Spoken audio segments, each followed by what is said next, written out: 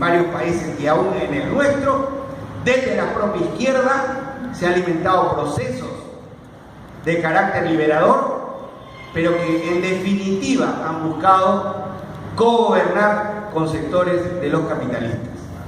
Y eso es el principio del fin. La revolución cubana nos abre un camino. La única manera de liberar a nuestros países de la presión imperialista es luchando hasta el final, también con la clase capitalista que en nuestros países es socia menor de esa población imperialista que oprime a nuestros pueblos. Y con ello avanzar hacia transformaciones estructurales, anticapitalistas y de contenido socialista al fin y al cabo.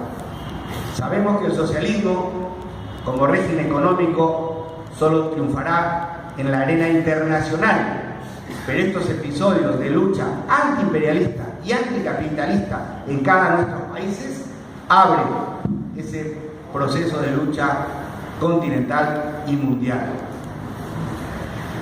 Me he permitido hacer esta referencia porque se nos ha pedido que hablemos del Frente Único.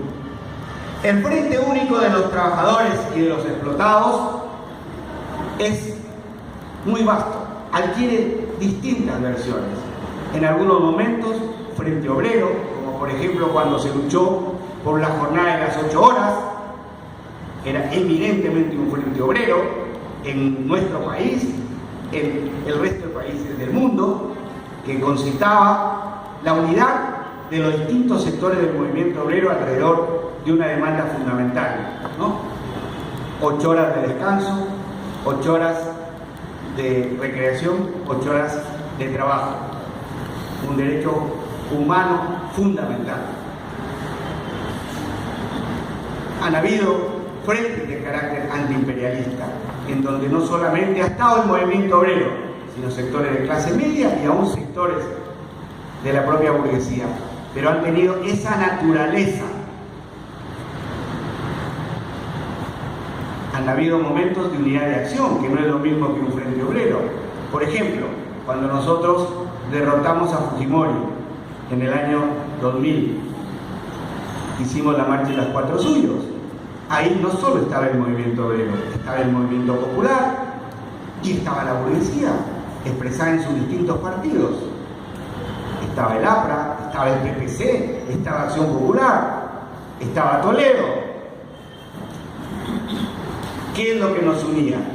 Solamente la lucha contra Fujimori. Era el único punto, porque lo demás no había acuerdo.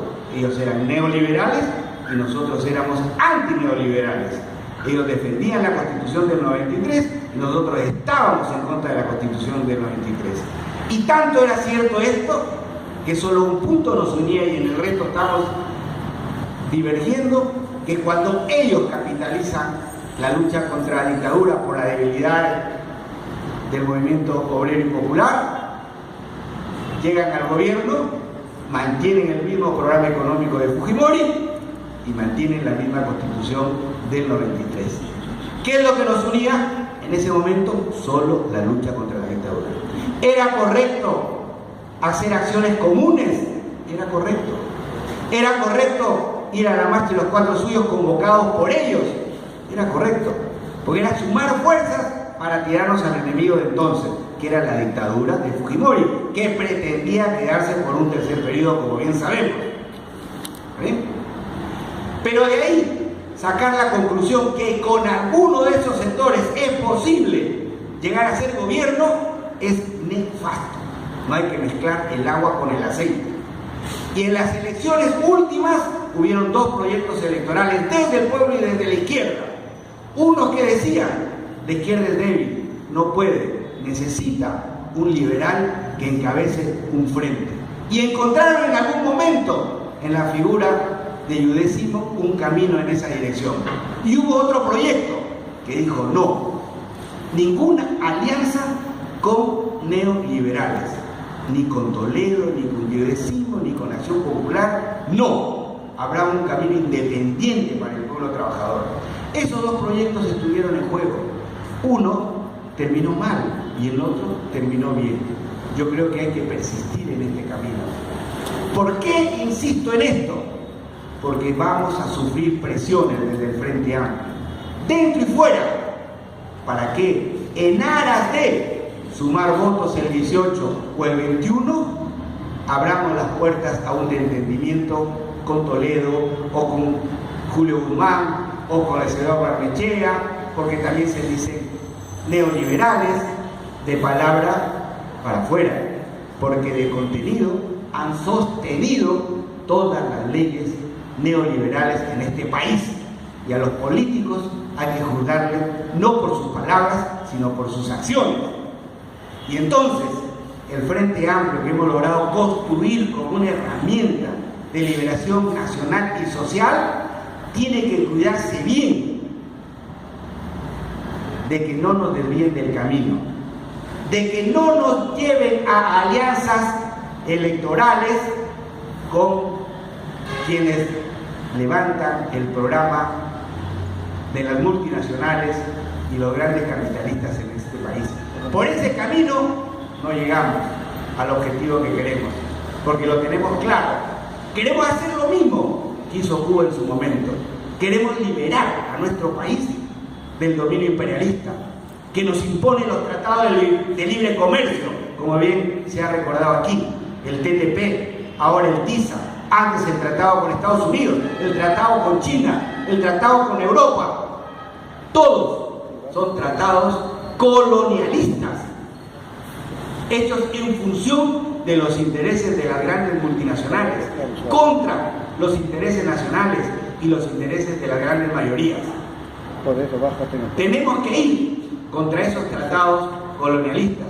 Tenemos que ir contra un modelo económico que sigue permitiendo que nuestro país sea un país que regala su naturaleza, sus materias primas y compra los productos manufacturados en los países adelantados. Con este modelo económico no es posible despegar y salir del atraso en el que está nuestro país, porque crecimiento económico suena bonito, pero no es lo mismo que desarrollo. Efectivamente, el PBI en nuestro país en los últimos 10 años ha tenido altas cotas de crecimiento. En algunos momentos llegó incluso a ser del 9% anual, casi como China.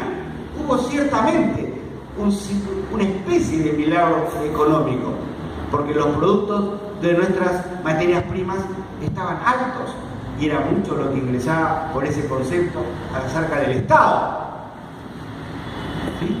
Pero se ha dilapidado ese periodo de oro para la economía nacional, porque no se usaron esos recursos para diversificar la economía, para desarrollar la industria, el agro, el turismo. Seguimos atados, como al principio, a un modelo extractivista de nuestra economía, siendo un país tan diverso y tan rico, porque tenemos todo tipo de minerales, petróleo, gas, pesca, biodiversidad. No es posible que siendo un país tan rico tengamos una educación a nivel de Haití, de los últimos del continente. Tengamos una salud privatizada casi en su totalidad. Casi estamos a punto de que se nos privatice, además de la electricidad, el agua también. No podemos seguir atados a un modelo económico que nos imponen las grandes potencias imperiales del mundo, en particular Estados Unidos en nuestro subcontinente americano. No podemos seguir dependiendo del Fondo Monetario Internacional, de los organismos internacionales que nos encadenan a esos intereses foráneos. Estamos en la necesidad como país de ponernos de pie alrededor de un programa que plantee la necesidad de cuestionar los tratados colonialistas, la necesidad de cuestionar el modelo neoliberal que permite la depredación de nuestros recursos, la necesidad de contar con un modelo de desarrollo nacional que ponga en primer lugar la responsabilidad del Estado para desarrollar la industria, el turismo y el agro.